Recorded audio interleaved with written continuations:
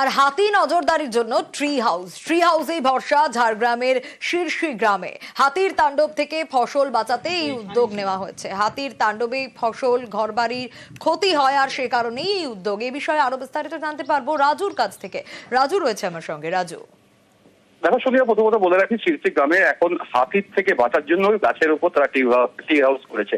মূলত একদিকে যেমন ফসল বাঁচানো, অন্যদিকে মানুষের প্রাণ রক্ষা এবং গ্রামকে রক্ষা করার জন্যই এরা এই গ্রামের মানুষই এই উদ্যোগ নিয়েছে। কারণ যেখানে বারংবার হাতি যাচ্ছে, ফসলের ক্ষতি হচ্ছে, বাড়িঘর ভাঙছে এবং মানুষের প্রাণ নাশ হচ্ছে, সেই জায়গায় বন দপ্তরকে বলেও কোনো রকমের কাজ হয়নি।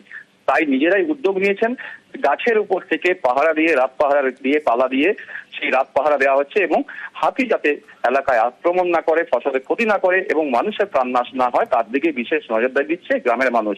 আর ইতিমধ্যে গ্রামের মানুষের অভিযোগ যে বন দপ্তর কোনো রকমের কোনো পদক্ষেপ নেয় না বা ফসলের যে ক্ষতি হয় সেই ক্ষতিপূরণটাও তারা সঠিকভাবে পান না, এমনটাই তারা অভিযোগ করছেন। বেশ। এই গাছের মধ্যে নজরদারি চালানো হয় হাতির জন্য। ফরেস্টের কোনো স্টেপ নেই না, কি করবো? আমাদের ফসল বাঁচানোর জন্য তো সেটা নিতেই হবে।